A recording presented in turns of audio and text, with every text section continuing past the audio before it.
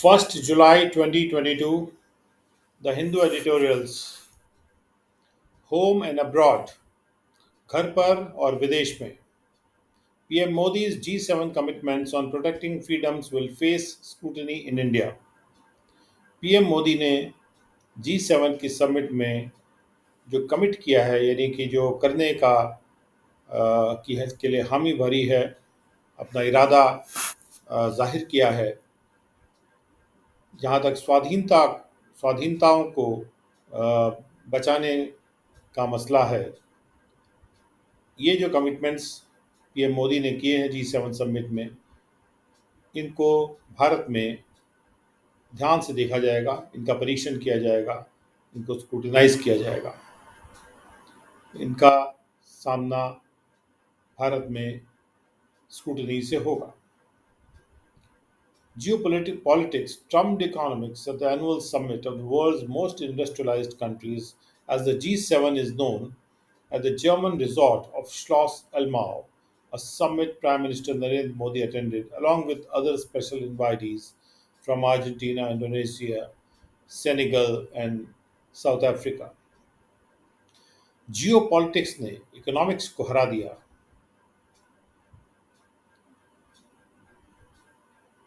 उस वार्षिक समिट में दुनिया के सबसे औद्योगिक देशों की, जैसा कि G7 जानी जाती है, इस जर्मन आराम गृह पे श्लॉस एल्मो के एक ऐसी वार्ता जहां पर प्राइम मिनिस्टर नरेंद्र मोदी ने जिसको अटेंड किया और उनके साथ दूसरे भी खास इनवाइटीज थे, जिनको इनवाइट किया गया था अर्जेंटीना से, इंडोनेशिया से, सेनेगल से और साउथ अफ्रीका से।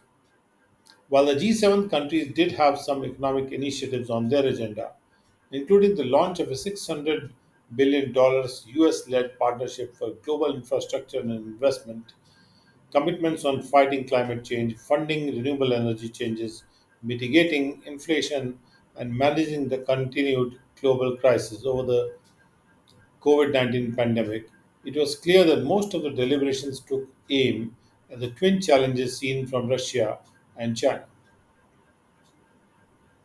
जबकि G7 के जो देश हैं, उनके पास कुछ तो आर्थिक पहलें थीं अपने एजेंडा पे, जिसमें शामिल था $600 बिलियन का एक यूएस के द्वारा लीड किया जा रहा पार्टनरशिप, जिसको कहते हैं पार्टनरशिप फॉर ग्लोबल इंफ्रास्ट्रक्चर, यानी वैश्विक संरचनात्मक निवेशों की। इसके अलावा क्लाइमेट चेंज से लड़ने के लिए उनकी कमिटमेंट, यानी कि उनकी दृढ़ निश्चितता, फंडिंग रिन्यूएबल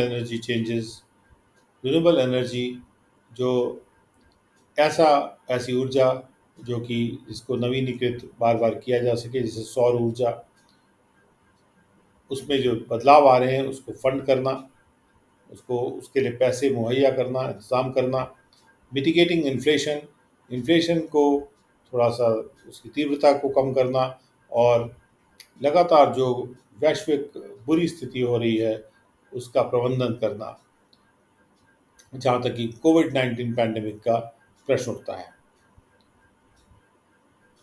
लेकिन ये साफ था कि ये पहले तो थी, लेकिन ये साफ था कि ज़्यादातर जो बातचीत हुई है वो लक्ष्य कर रही थी दो चुनौतियों पे, जो कि एक चुनौती जो रशिया से देखी जा रही है आती हुई चुनौती, और दूसरी चुनौती जो चाइना से आती हुई चुनौती देखी जा रही है।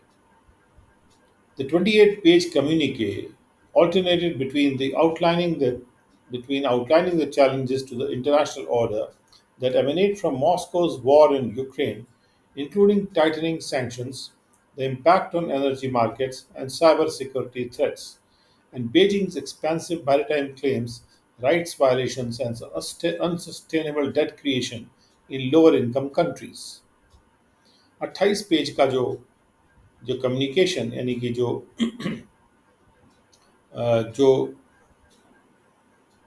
बात कही जा रही है इस समिट के द्वारा, जो कम्युनिकेट की जा रही है समिट के द्वारा, जिसका संचालित की जा रही है, वो ऑल्टरनेट कर रही थी, यानी कभी एक बात कहती थी तो कभी दूसरी बात कहती थी। इन दो बातों के बीच में वो ऑल्टरनेट कर रही थी, दो विकल्पों के बीच में वो चल रही थी। यानी जैसे कि जो चुनौतियां हैं इंटरनेशनल ऑर्डर, अंतर्राष्ट्रीय ऑर्डर को उसको आउटलाइन करते हुए, जो कि मॉस्को के की जो वॉर हो रही है यूक्रेन में, उससे निकल के आ रही हैं, जिसमें कि शामिल है सैंक्शंस को और टाइट करना, एनर्जी के मार्केट्स पर क्या इम्पैक्ट हो रहा है, और कौन सी साइबर सिक्योरिटी के खतरे पैदा हो रहे हैं। और दूसरा, बीजिंग का की जो बढ़ती हुई मैरीटाइम दावे हैं, यानी सी के ऊपर समुद्री दावे हैं, जो चाइना के द्वारा जो अधिकारों का वायलेशन, उल्लंघन किया जा रहा है। और लोअर इनकम कंट्रीज़ में, यानी जहाँ पर कम आय वाले देश हैं, उनके उनका जो डेट है, यानी उनका जो लोन वगैरह है, वो इतने ज़्यादा क्रिएट हो रहे हैं कि ये बनाए नहीं रखे जा सकते, अनसस्टेनेबल है। यानी बीजिंग से जो खतरे आ रहे हैं, और जो लोअर इनकम कंट्रीज़ में जो डेट क्रिएट हो रहा है, और इसके अलावा रशिया से जो खतरा आ रहा है, इसके बारे में ये कम्युनिकेशन जो है, ये ऑल्टरनेट कर रहा है। यानी कभी एक बात को, इनमें से एक बात को कहता है, कभी दूसरी इनमें से बात को कहता है। The G7 countries issued separate statements on support for Ukraine, for food security, and a climate club। G7 देशों ने एक अलग थलग स्टेटमेंट्स भी जारी किए, यूक्रेन के लिए सपोर्ट पर, फूड सिक्योरिटी पर, और एक क्लाइमेट क्लब बनाने पे। In addition, the G7 and special invitee partner countries issued a statement on resilient democracies committing to free and fair elections, protecting freedom of expression and gender empowerment। और इसके अलावा G7 और जो special खास तौर पे जिनको इनवाइट किया गया था पार्टनर कंट्रीज़ को, उन्होंने भी मिल के एक स्टेटमेंट इशू किया, ऐसे प्रजातंत्रों के बारे में जो अपने आप को बदलने से रोकते हैं। यानी वो ऐसी प्रजातंत्र हैं जो अपने आप को बरकरार रखने की कोशिश करते हैं। और इसके अलावा फ्री एंड फेयर इलेक्शंस की तरफ अपना अपना कमिटमेंट ज़ाहिर किया। उसके अलावा फ्रीडम ऑफ एक्सप्रेशन, अभिव्यक्ति की फ्रीडम को प्रोटेक्ट करने की बात की, और जेंडर एम्पावरमेंट की उन्होंने उसमें बात की। The message for Russia and China was made even more pointed at the subsequent NATO summit in Madrid, where the US's transatlantic allies invited the US's trans-Pacific allies to discuss security challenges। और Russia और China के लिए जो message था, वो और भी ज़्यादा पॉइंटेड कर दिया गया था, और ज़्यादा नुकीला कर दिया गया था इसके बाद होने वाली नाटो समिट में, जो कि मैड्रिड में हुई थी, स्पेन का कैपिटल है, जहाँ पर यूएस के जो अटलांटिक के पार के जो उनके दो मित्र थे, उन्होंने यूएस के पैसिफिक के पार के मित्रों को इनवाइट किया, कि वो सिक्योरिटी में जो चुनौतियाँ आ रही हैं, सुरक्षा की चुनौतियों को डिस्कस करें। Given the targeted nature of the G7 outcomes, India had its work cut out as a balancing power। अगर ये देखा जाए कि G7 का जो आउटकम आ रहा था, या जो रिजल्ट आ रहा था, वो टारगेटेड था, यानी कि उसका टारगेट रशिया और चाइना थे। भारत का अपना काम कट आउट था एक बैलेंसिंग पावर के रूप में। भारत को एक बैलेंसिंग पावर का रोल अदा करना था। Prime minister Narendra Modi made it clear that it is the developing world that needs the most support, including to weather the knock-on effects of the Russia-Ukraine conflict। Prime minister Narendra Modi ने ये बात साफ कर दी कि ये डेवलपिंग वर्ल्ड है, जो विकासशील दुनिया है, वो उसको ज़रूरत है सबसे ज़्यादा सहारे की, सबसे ज़्यादा सपोर्ट की, और जिसमें शामिल है जो नॉक ऑन असर आ रहे हैं रशिया यूक्रेन की जो भिड़ंत है, उससे उससे उससे लड़ने के लिए, उसको वेदर करने के लिए, नहीं उससे उसको झेलने के लिए, नॉक ऑन यानी अचानक जो आ जाते हैं effects. Government sought to distance itself from the PGII.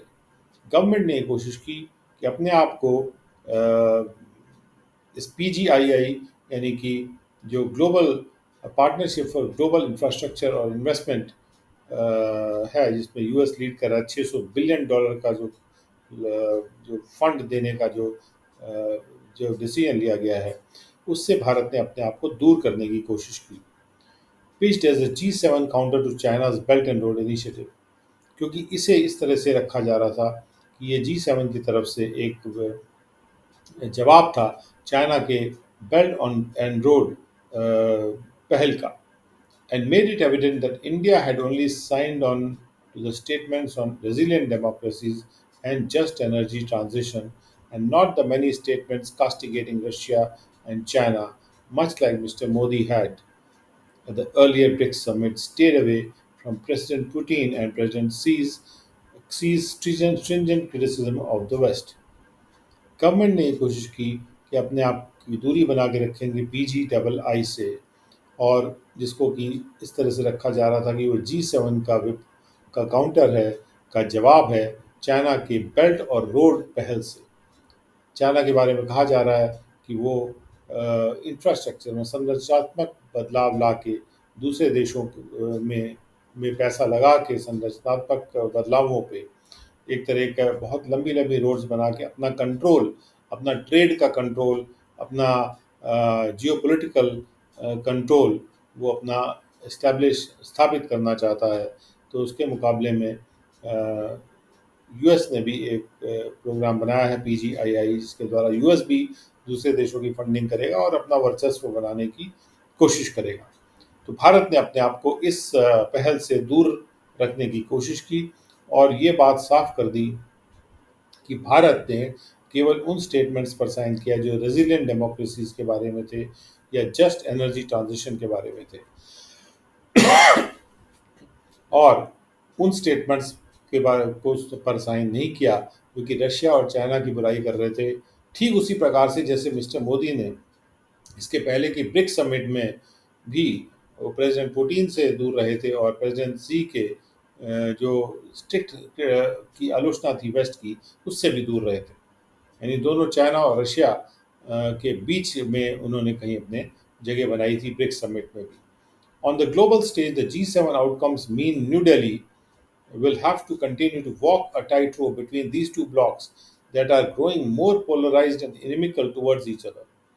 वैश्विक स्टेज पे G7 का रिजल्ट ये है, उसका रिजल्ट का मतलब ये है कि न्यू दिल्ली अपने आप को एक टाइट रोप पर चलती जाएगी इन दोनों ब्लॉक्स के बीच में, यानी रशिया और चाइना के बीच में, जो कि जो दो ब्लॉक्स उभर के आ रहे हैं। यानी एक तरफ तो रशिया है, दूसरी तरफ ये वेस्टर्न कंट्रीज़ हैं, और इनके बीच में एक टाइट रोप वॉक करेंगी इन दो ब्लॉक्स के बीच में, जो कि और भी ज़्यादा ज़्यादा पोलराइज्ड होते जा रहे हैं, यानी एक दूसरे से दूर होते जा रहे हैं और एक दूसरे से दुश्मनी वाला व्यवहार की तरफ बढ़ रहे हैं। On the Indian stage, Mr. Modi's G7 commitments will be scrutinized for his pronouncements on democracy and his written assurance that his government will protect civil society, freedoms of expression and thought, and conscience, religion or belief, which are facing challenges within the country. भारतीय stage पर mister Modi का जो G7 commitments हैं उनको scrutinise किया जाएगा भारत में, यानी इनको ध्यानपूर्वक देखा जाएगा। जो उन्होंने अपने घोषणा की हैं प्रजातंत्र के बारे में, और उन्होंने जो लिखित आश्वासन दिए हैं कि उनकी सरकार जो है वो नॉन मिलिट्री सोसाइटी को, यानी सिविक सोसाइटी को बचाव करेगी, प्रोटेक्ट करेगी, और फ्रीडम अभिव्यक्ति की आज़ादी और सोचने की आज़ादी, अपने अंतरात्मा की आज़ादी, धार्मिक आज़ादी और विश्वास की आज़ादी को भी प्रोटेक्ट करेगी, जो कि इस देश में चुनौतियाँ, ये सारी आज़ादियाँ जो कि इस देश में चुनौतियों का सामना कर रहे हैं। The second editorial, fallout of policy failure.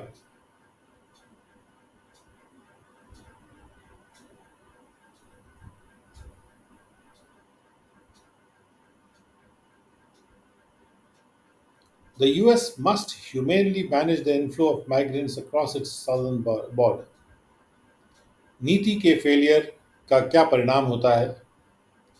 America को एक मानवीय तरीके से जो माइग्रेंट्स अंदर आ रहे हैं, अपने उनके साउथ साउथ के बॉर्डर से अंदर आ रहे हैं, उनका प्रबंध करना चाहिए, करना ज़रूरी है। In what appears to be the worst episode in recent times of migrant deaths associated with dangerous border crossings into the US, the bodies of at least 53 people were recovered from an abandoned tractor trailer in San Antonio, Texas. जो कि ऐसा प्रतीत होता है कि सबसे बुरा एक घटना है, सबसे बुरी घटना है हाल के समय में।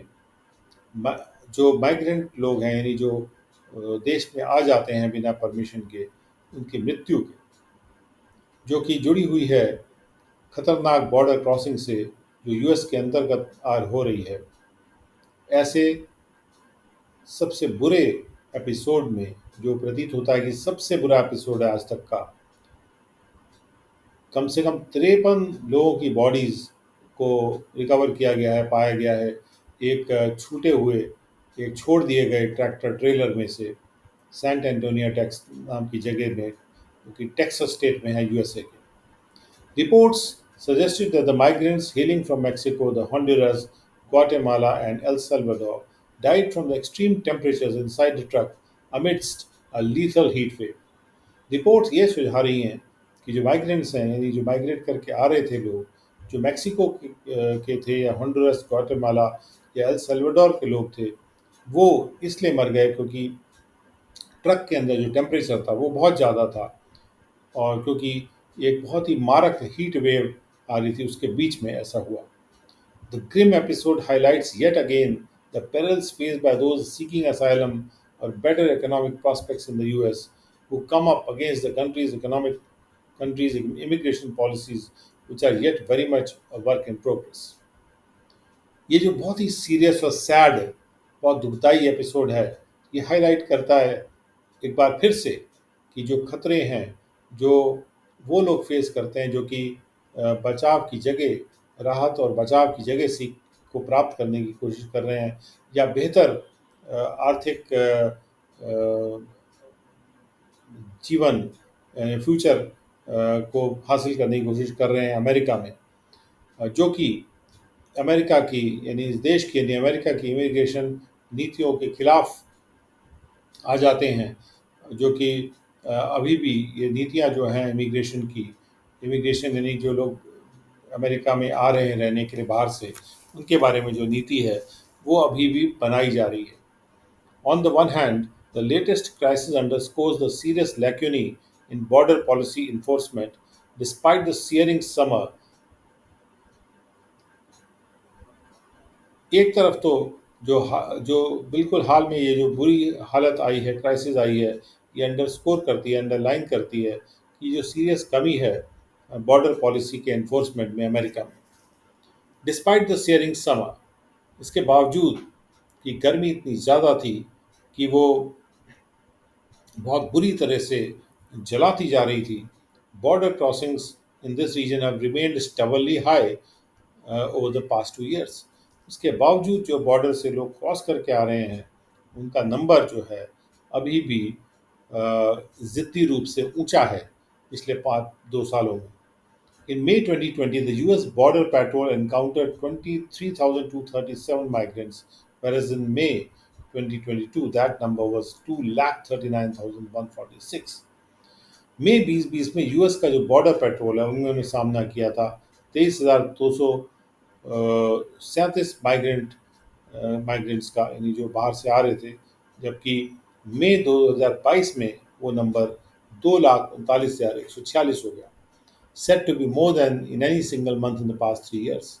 जिसको ये कहा जाता है कि ये नंबर जो है किसी भी एक महीने में पिछले 3 सालों में सबसे ज़्यादा है।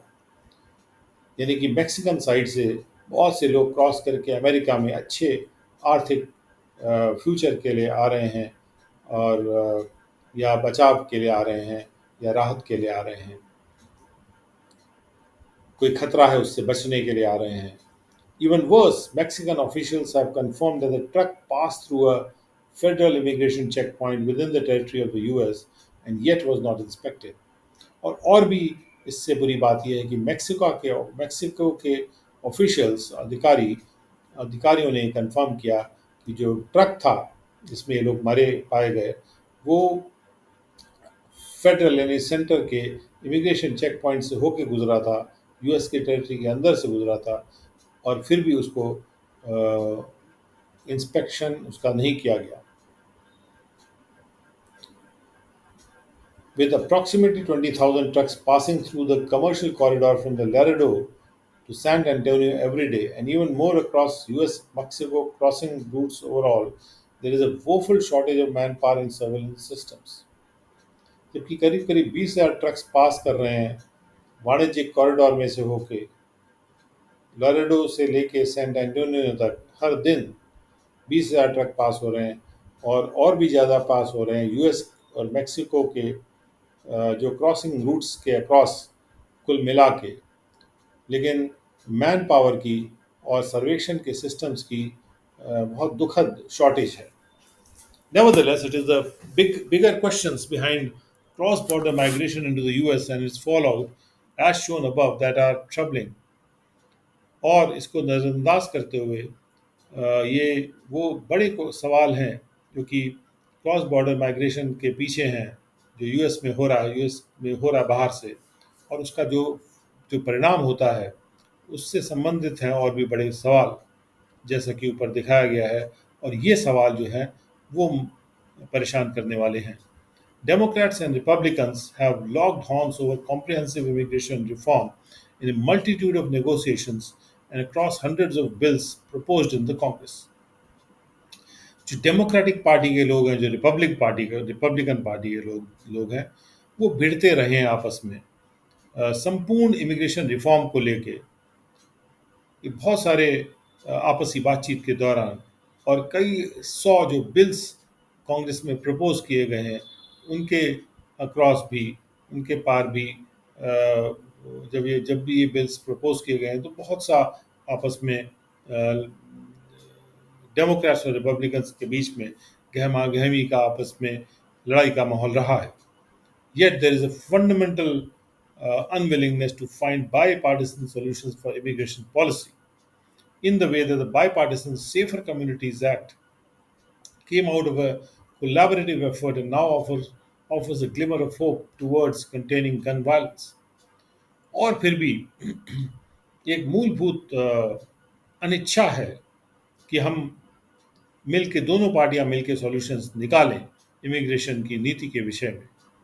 ठीक उसी प्रकार से जैसे कि बायपार्टिसन यानी दोनों पार्टियों का मिला के एक सेफर कम्युनिटीज़ एक्ट निकल के आया था आपस के मिले जुले एफर्ट से दोनों पार्टियों के, और अब ये जो एक्ट है ये एक चमक आशा की ऑफर कर रहा है कि गन वायलेंस को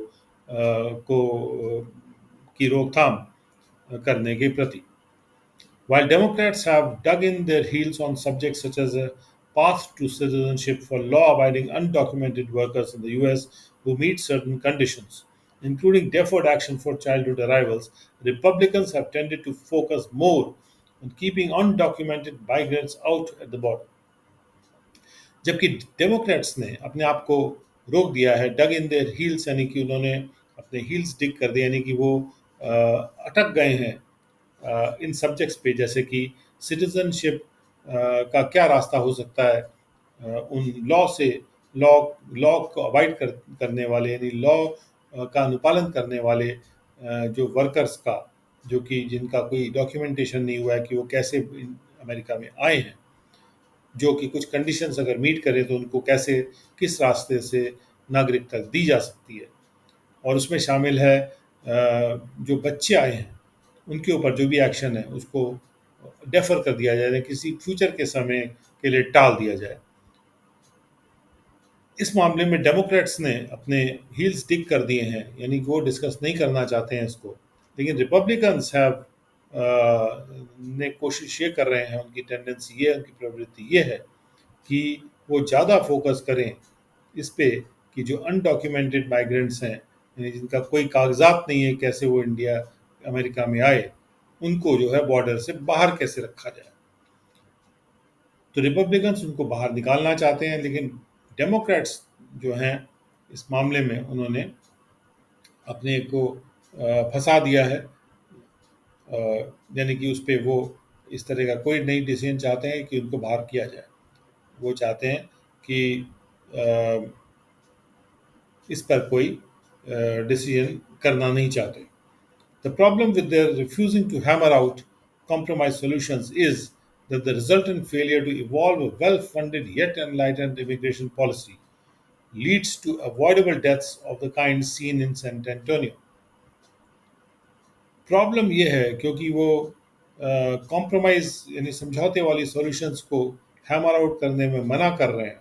तो उसमें प्रॉब्लम ये है कि उससे उसके रिजल्ट से उसके परिणाम था एक फेलियर हो जाता है कि हम एक वेल फंडेड यानी जिसमें कि बजट अच्छी तरह से बजटेड हो और फिर भी एनलाइटेंड इमिग्रेशन पॉलिसी हो जिसमें एक अच्छे सोच विचार से बनाई गई इमिग्रेशन पॉलिसी हो। एनलाइटेंड पॉलिसी यानी कि अच्छी अच्छी सोच वाली पॉलिसी हो और ऐसी पॉलिसी बनाई जाए जिससे कि जो डेथ हो रही हैं वो अवॉइड की जा सकें, जिस तरह से जो डेथ्स अभी देखी गई सैन एंटोनियो में। Whatever they cede or do not cede politically to liberals, conservatives must realize that there is no resisting the melting pot effect coterminous with the US's social and economic progress. And for that process to work smoothly, the US must rationally and humanely manage the inflow of migrants across its southern border. चाहे वो कोई जमीन छोड़ें या कोई जमीन न छोड़ें राजनीतिक रूप से लिबरल्स को, लेकिन फिर भी जो संरक्षात्मक सोच के लोग हैं कंजर्वेटिव्स हैं उनको ये बात ज़रूरी है समझना, रियलाइज़ करना, एहसास करना कि आप मेल्टिंग पॉट इफ़ेक्ट को रेजिस्ट नहीं कर सकते हैं यदि आप यूएस का सामाजिक और आर्थिक प्रोग्रेस चाहते हैं। मेल्टिंग पॉट ऐसा पॉट होता है जहाँ पे सारी चीज़ें मेल्ट होकर एक बन जाती हैं and for that process to work smoothly और यूएस का सोशल और इकोनॉमिक प्रोग्रेस को की प्रक्रिया को स्मूथली वर्क करने के लिए यूएस को के लिए ज़रूरी है कि वो रीज़न की शक्ति लगा के ठीक से लॉजिकली और ह्यूमनली यानी मानवीय तरीके से वो माइग्रेंट्स का जो इनफ्लो आ रहा है उसको इस प्रकार से उसका इंतज़ाम करें, उसका उसका प्रबंधन करें सदर्न बॉर्डर के क्रॉस और उसमें एक एनलाइटन सोच लेके आए वो ये करना उनके लिए आवश्यक है।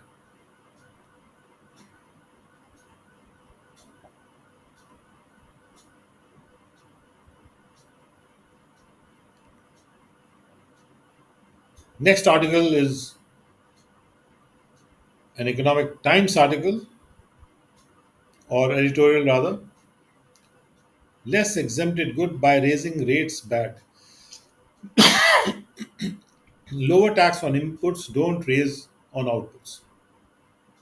इनपुट्स पर टैक्स नीचे कर दीजिए, आउटपुट्स पर जो टैक्स है मत बढ़ाइए।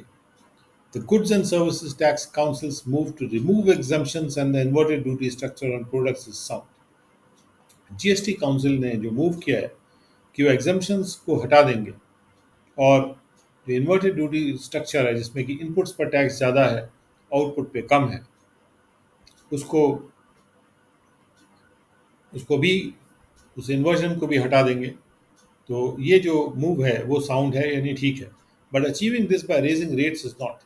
लेकिन इसको इस मूव को अगर आप अचीव करने के लिए रेट्स को बढ़ाएंगे तो ये बात सही नहीं है क्योंकि from July 18, goods and services ranging from pre-packaged unbranded food, checks and hospital beds will attract higher GST. जुलाई 18 से ऐसे गुड्स और ऐसे सर्विसेज जो कि रेंज कर रहे हैं प्री पैकेज अनब्रांडेड फूड से लेके यानी जो ऐसा फूड जो कि अभी इस पर कोई ब्रांड नहीं है और अभी कोई पैकेजिंग भी नहीं हुई, चेक्स तक और उसके बाद हॉस्पिटल बेड्स पर भी और ज़्यादा जीएसटी आकर्षित होगा। The levy leaves digital footprints in the income and production chain that allows manufacturers to claim credit on the taxes paid on inputs. जो जीएसटी लेवी है वो डिजिटल फुटप्रिंट छोड़ती है इनकम और प्रोडक्शन चेंज में। और ये जो डिजिटल फुटप्रिंट्स हैं, ये यानी ये जो डिजिटल चिन्ह हैं, ये मैन्युफैक्चरर्स को अलाउ करते हैं कि वो क्रेडिट को क्लेम कर सकते हैं, जो भी टैक्स उन्होंने पे किया था इनपुट्स पे, उसको वो क्लेम कर सकते हैं वापस लेने के लिए। Exemptions disrupt this chain and clutter the tax system.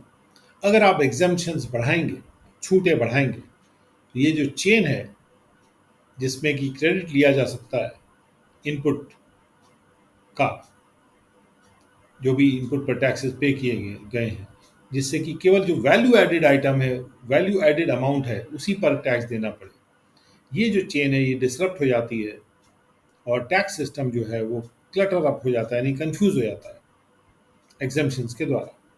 An inverted duty structure where the tax rate on inputs is higher than that on the output leads to a pileup of the input tax credits and problems in claiming refunds. Inverted duty structure जो होता है, यानी जिसमें कि जहाँ पर tax rates inputs पर ज़्यादा है बल्कि, और आउटपुट पे के मुकाबले में इनपुट पे टैक्स ज़्यादा है, उससे इनपुट टैक्स क्रेडिट बहुत ज़्यादा बढ़ जाता है, क्योंकि इनपुट पर इतना ज़्यादा टैक्स आपने दे दिया कि वो क्रेडिट के रूप में बाद में आप वापस लेना चाहेंगे, तो इनपुट टैक्स क्रेडिट जो है जिसको क्लेम किया जा रहा है वो बहुत ज़्यादा उसकी ढेर लग जाता है और रिफंड क्लेम करने में प्रॉब्लम्स आने लगती हैं। और उससे क्या होता है, उससे ये भी नुकसान होता है कि ज़्यादा टैक्स दे देने से आपका जो वर्किंग कैपिटल है वो टैक्स के रूप में चला गया, तो ब्लॉक हो गया मैन्युफैक्चरर्स के लिए, नहीं तो वही पैसा वो वर्किंग कैपिटल की तरह यूज़ कर सकते थे। अब ये आसान हो जाएगा। Reform should have entailed lowering the tax rates on inputs rather than raising those on the output. ये आसान इसलिए हो जाएगा कि इन्वर्टेड ड्यूटी स्ट्रक्चर को अब ठीक किया जा रहा है। रिफॉर्म्स को ये चाहिए था कि जब वो टैक्स को कम करते इनपुट पर, यानी टैक्स रेट्स को इनपुट्स पर कम करने के साथ साथ उनको ये चाहिए था कि आउटपुट पर जो टैक्स हैं वो ना बढ़ाते, क्योंकि आउटपुट पर टैक्स बढ़ाने से कॉस्ट और ज़्यादा बढ़ जाती है और उससे उपभोक्ताओं पे असर आता है, जो कि इन्फ्लेशन से बुरी हालत पहले ही झेल रहे हैं। Rate changes should have preceded by rigorous data analysis. अगर आपको रेट में बदलाव करना है तो आप बहुत ज़बरदस्त डेटा को एनालाइज करिए और उसके बाद जो भी डिसीजन लिया जाए,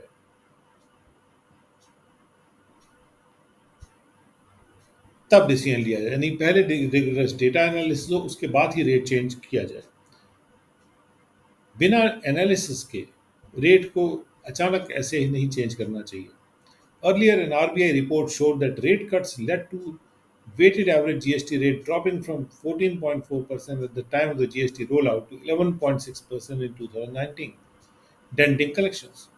इसके पहले एक RBI रिपोर्ट दिखा चुकी है कि जब आप रेट को कट करते हैं, उससे जो वेटेड औसत जीएसटी रेट है वो 14.4% से गिर के रेट कट्स की वजह से जो जीएसटी रोल आउट के टाइम पर जो रेट था 14.4% का, वो कम होके 11.6% हो गया 2019 में, और इससे कलेक्शंस पर डेंट आने लगा। But multiple slabs make the tax system inefficient. लेकिन कई सारे स्लैब्स अगर होते हैं तो टैक्स सिस्टम जो है वो इनएफिशिएंट हो जाता है। Convergence of rates lower and fewer rates will improve compliance. अगर रेट्स कन्वर्ज होंगे, यानी ज़्यादा से कम नंबर ऑफ रेट्स होंगे और कम मात्रा के रेट्स भी होंगे और कम नंबर के रेट्स भी होंगे, उससे कंप्लायंस बढ़ेगा।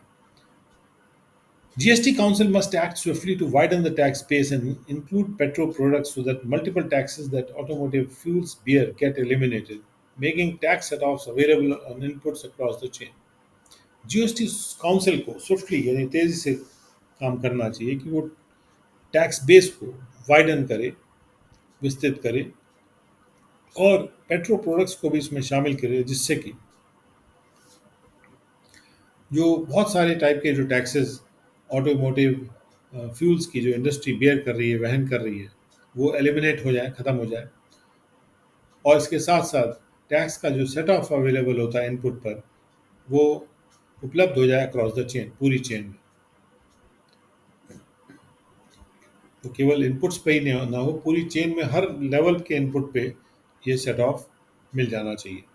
Ditto for electricity duty, real estate as well as online gaming. और वही बात कही जा सकती है इलेक्ट्रिसिटी ड्यूटी के बारे में, रियल एस्टेट के बारे में, और ऑनलाइन गेमिंग के बारे में।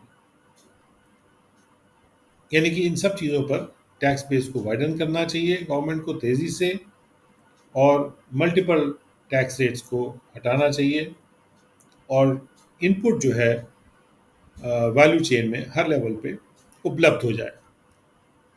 Deploying artificial intelligence for risk-based assessment makes sense to plug tax evasion.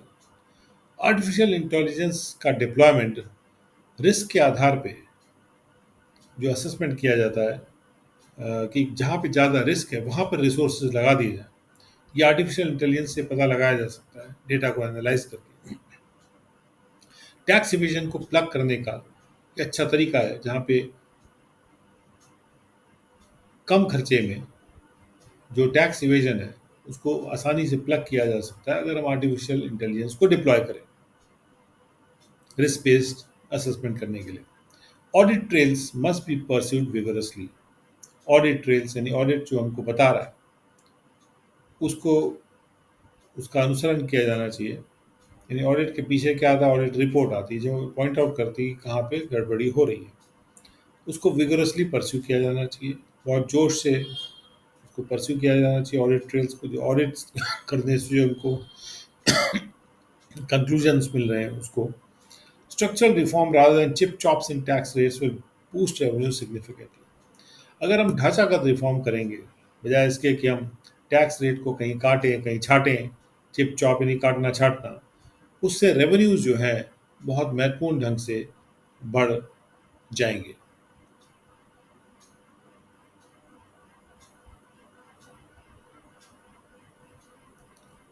Next article from Economic Times, and that talks about GST trade-off. 5 years since its rollout, the center states bickerings on the taxes pickings can be resolved. ये बहुत महान जो GST का trade off हो रहा है, यानी GST में कई जगह पे रेट बढ़ाए जा रहे हैं, कहीं कम किए जा रहे हैं, एक जगह से कम कहीं हो रहे तो दूसरी जगह बढ़ाए जा रहे हैं, उसका ट्रेड ऑफ हो जाता है। यानी कि एक जगह से कम होता है दूसरी जगह बढ़ जाता है, या दूसरी जगह पहले जगह बढ़ता है दूसरी जगह कम हो जा रहा है। 5 years since its roll out, उसके रोल आउट से 5 साल बाद सेंटर और स्टेट के बीच में जो झड़प होती रहती है, बिकरिंग होती रहती है, जो टैक्स कौन लेगा कितना उसके बारे में, ऑन द टैक्सेस पिकिंग, इसको रिजॉल्व किया जा सकता है। Today India observes the 5th anniversary of the GST, the marquee indirect tax reform, which, among other things, for the first time economically unified India under the umbrella ideology of one nation, one tax. आज भारत मना रहा है अपनी 5वीं anniversary GST की, जो कि एक बहुत ही इंपॉर्टेंट, एक सिग्निफिकेंट, एक ब्लॉकबस्टर इनडायरेक्ट टैक्स का रिफॉर्म है, जो कि दूसरे चीज़ों के मध्य में सबसे पहली बार जिसने आर्थिक रूप से भारत को एक कर दिया, एक छातागत आइडियोलॉजी के अंतर्गत, एक नेशन एक टैक्स की। Normally, this would be a moment of celebration given that this very important piece of economic reform was presaged on a rare bipartisan consensus. Normally, ये एक उत्सव का क्षण होना चाहिए अगर हम ये देखें कि ये इम्पोर्टेंट पीस ऑफ आर्थिक रिफॉर्म जो था, सुधार जो था, ये आया था एक ऐसी सोच के बेसिस पे, और एक वो रेयर सोच आई थी जहाँ पे दोनों पार्टियों ने मिलकर एक जैसा सोचा। Unfortunately, the anniversary brings with it a greater sense of uncertainty, especially with the trust quotient between the central government and states plumbing new laws. बदकिस्मती की बात यह है कि एनिवर्सरी जो आई है वो अपने साथ लाती है एक और ज़्यादा अनिश्चितता की सेंस की समझ, खास तौर पे वहाँ जहाँ पे जो ट्रस्ट का जो जो विश्वास का एक दूसरे में जो पूर्णतया भरोसा जो होता है उसका जो कोशंट है सेंट्रल गवर्नमेंट और स्टेट के बीच में, वो नए लो पे गिरता जा रहा है। More taxing if outsourced, the states are on the edge, as starting today they will no longer be entitled to compensation if GST collections fell below the assured growth of 14%. States बिल्कुल किनारे पे आ गई हैं, पर वो बहुत ही परेशान है। अब क्या होगा? आज से स्टार्ट हो रहा है कि वो अब जो है हकदार नहीं होंगी भरपाई की राशि के, अगर जीएसटी कलेक्शंस जो आश्वस्त ग्रोथ थी 14% की उससे नीचे आ जाते हैं तो। The compensation package was part of a grand bargain to get states to pool their sovereignties, giving up their right to tax to enable one nation, one tax. जो compensation का पैकेज था कि जो भी कमी होगी उनके जीएसटी कलेक्शंस में इस नए जीएसटी के इम्प्लीमेंटेशन उसकी भरपाई करी जाएगी। ये जो पैकेज था ये उस बड़े बार्गेन का पार्ट था जिससे कि स्टेट्स को अपनी सॉवरेंटी अपनी प्रभुत्व शक्तियों को एक साथ पूल कर सकें और अपना टैक्स करने के राइट को गिव अप कर दें, जिससे हम एक नेशन एक टैक्स को एनेबल कर सकें। The bitter experience during the pandemic when collections crashed with the economy going into a lockdown must be fresh in their minds. जो बहुत ही कड़वा एक्सपीरियंस था पैंडेमिक के दौरान जब कलेक्शंस क्रैश कर गए थे, इकोनॉमी नीचे जा रही थी, इकोनॉमी लॉकडाउन में चली गई थी। ये जो बिटर एक्सपीरियंस है ये उनके माइंड्स में फ्रेश रहा होगा। यस, जीएसटी कलेक्शंस आ रहा, हाँ जीएसटी कलेक्शंस अब बढ़ रहे हैं। In May, receipts were 1,40,885 crores, 44% higher than the same period last year. मई में जीएसटी की रिसीट्स 1,40,885 करोड़ थी, जो कि उसी पीरियड में पिछले साल के 44 उसके मुकाबले में 44% ज़्यादा है। But growing global uncertainties and surging retail inflation suggest that another economic shock may be around the corner.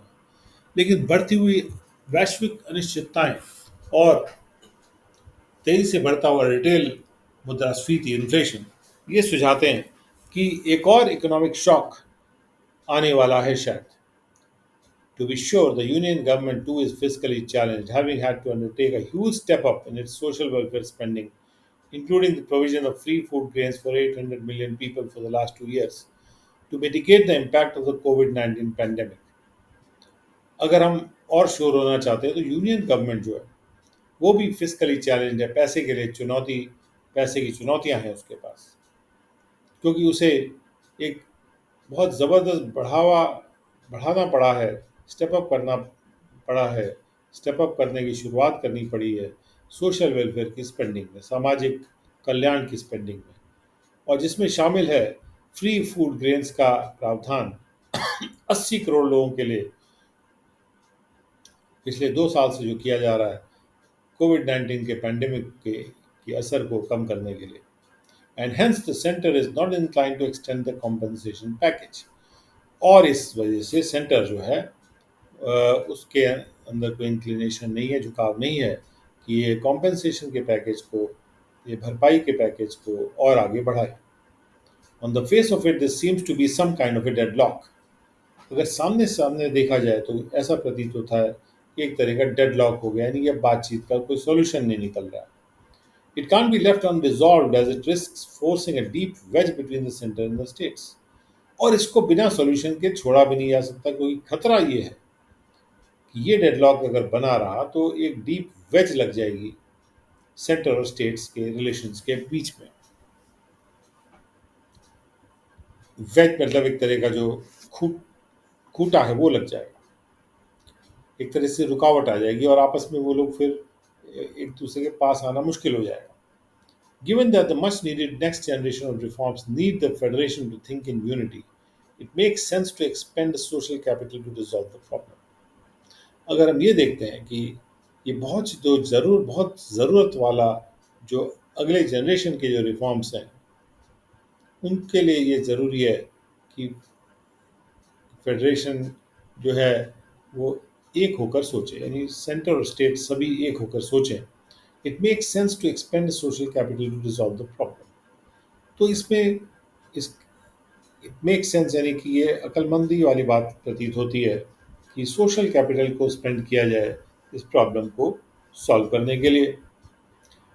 Indeed another grand bargain is par for the course.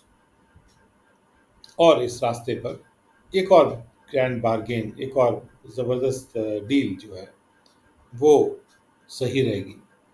The first phase was to enable the transition. पहला phase जो था GST roll out का, उसमें ये था कि जो change है उसको एनेबल किया जाए। Even though the GST structure is still a work in progress, it is safe to conclude that the central government and states should be happy with their effort.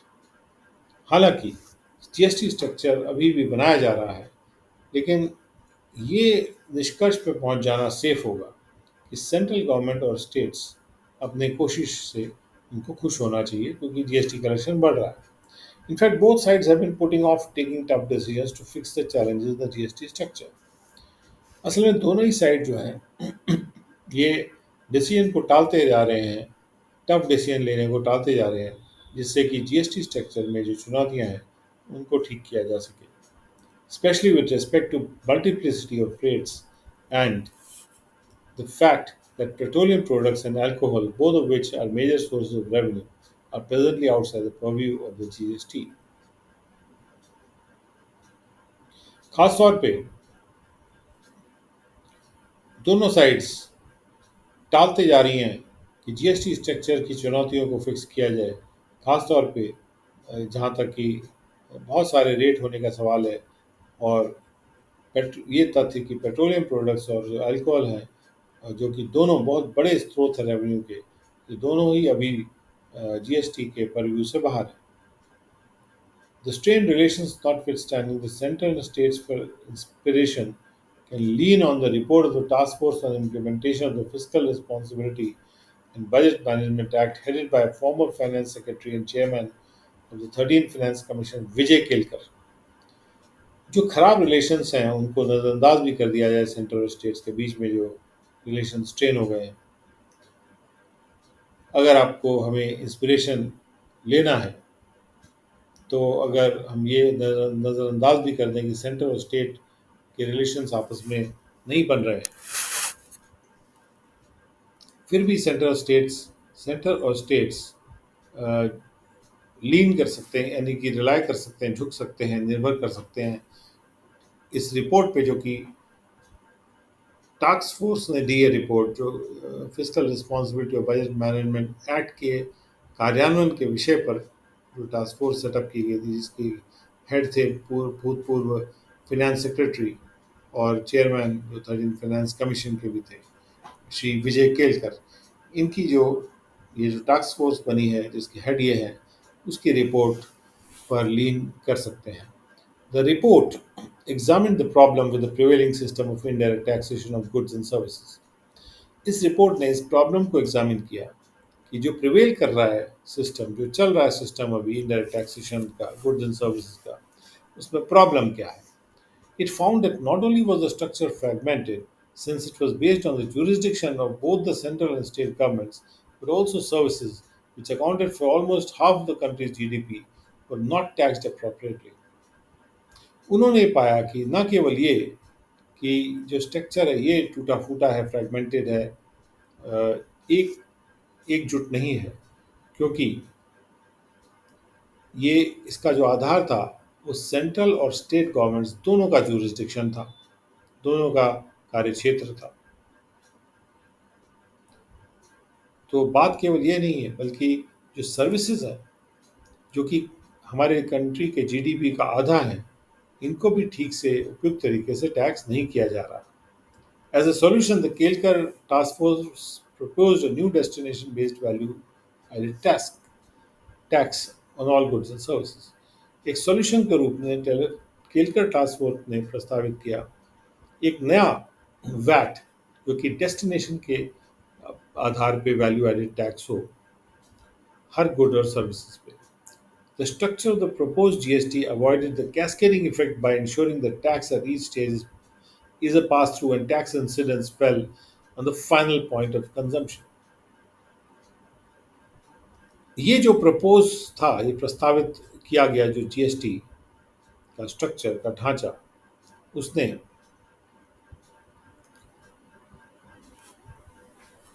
Avoid किया उस cascading effect को, यानी कैसे वो cascade करता हुआ असर आता है, पहले ज़्यादा, कम कम कम कम और कम, ये सुनिश्चित करते हुए कि जो टैक्स है हर स्टेज पे वो पास थ्रू कर जाएगा और लिया नहीं जाएगा, और जो टैक्स का जो इंसिडेंस है, यानी जब टैक्स लिया जाएगा तो वो कंजम्पशन के फाइनल पॉइंट पे ही लिया जाएगा और बाकी बीच के पॉइंट्स पे वो पास थ्रू हो जाएगा।